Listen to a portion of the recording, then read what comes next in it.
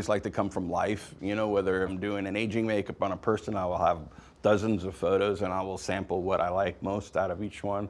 If it's a creature, I'll try and find something from life, like a particular animal or like areas of an animal, like coloration I love to pick out and take photos of that and bring it into it. I'll usually start with my warmer colors and work to the cooler colors. It always works out better for me.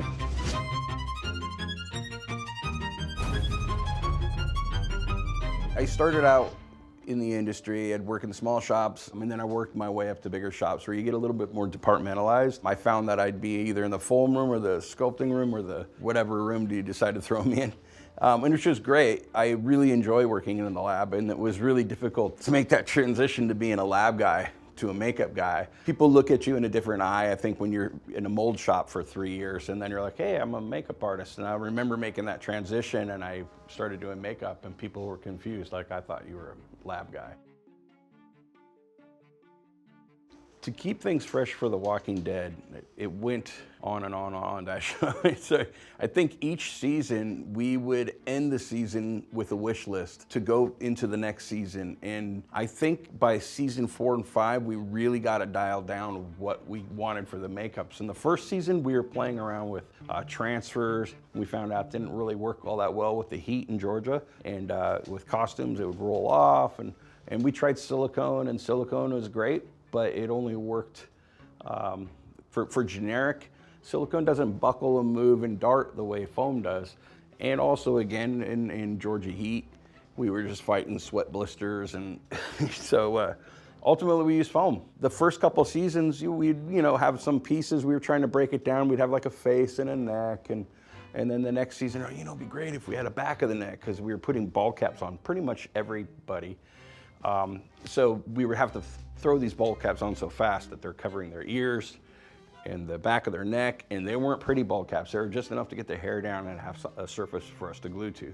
So we worked out, hey, let's do a back of the neck, so we have to worry about the ball cap, and then we sculpt ears so we could throw on ears.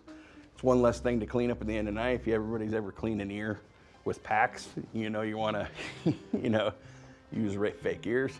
So it became more and more Mr. Potato Head each season, and we just figure it out. We have small, medium, and large. So I think in the end, I don't get the final count, but we ended up with books of all the appliances, like this is like a menu, and we ended up numbering all the appliances, and we scratched in the cores the number of the appliance. So we can call back at the shop, go, hey, we need another 5 number 23s, and but we had 300 appliances, something like that, maybe more, probably more. We were able to get an actor to come in.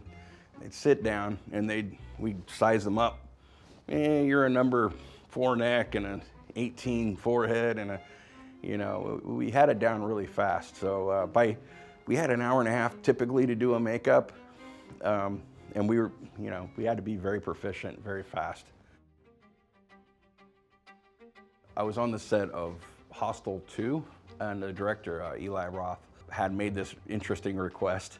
There was a scene with a man getting kind of like eaten, and so we wanted to have him have something to eat. So we didn't have anything. We were in Prague shooting this film. At one point, he's like, it'd be really neat. We had actually a silicone severed leg. It just went up to the knee. And I found a human skeleton leg. I don't know why we had that. I think it was just a prop that we had. And so I went to the craft service truck and asked for if they had any prosciutto. Now, if anybody's worked in Prague, you know that there's prosciutto and ham on it's everywhere. So they're like, yeah. They had, of course, a whole ham leg.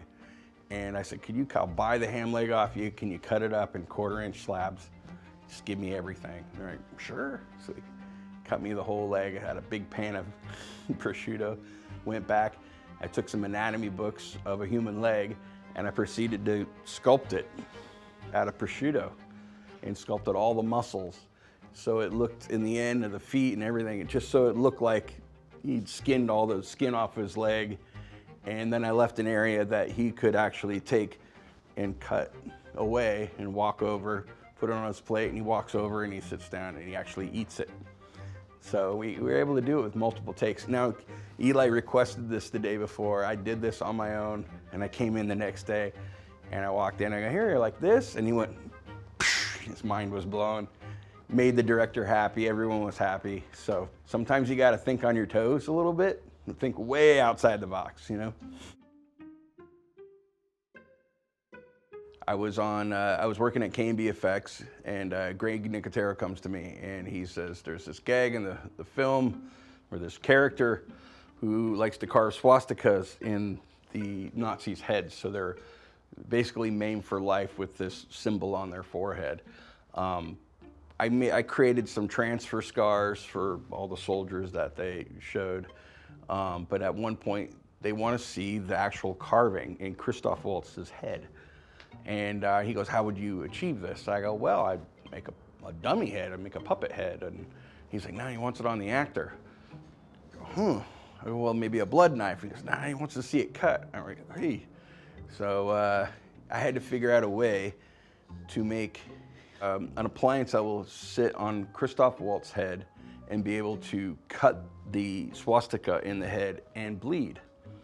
And it sounds kind of straightforward, this is just a cut, but once you cross-cut on a bladder, it will lift up on itself. So once you do the cross pattern, it's no good. So at that point, I had to figure out a way to make a bladder that you can cut into anywhere on the bladder and it will bleed no matter where. So, and it had to be super thin since it was on this actor's forehead. So I created an underskull bladder out of a vacuum form, and I kind of built a ridge around it, and I took Scott foam, which is the green foam you scrub your dishes with, because it's porous but yet dense. On the outside, it was a gelatin forehead.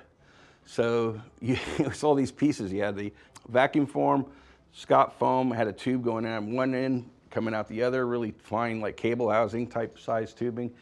And you pump blood in one to fill up the bladder, and it went out the other side. And then you cut the, plug that off. So then you had some saran wrap on top of that to hold the blood in.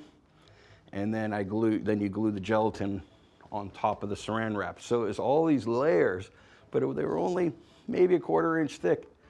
And we did multiple tests at K&B, and we finally got it to where it was magic. It was absolute magic. We were like, this is so cool. You can cut it anywhere. And the trick, like I said, was to be able to cross hatch it without it flipping up on itself, and to have it look dense enough that it would be a person's forehead. I unfortunately didn't get to put it on, but had the thrill of trying to figure this gag out. It was a gag that I'm really proud of.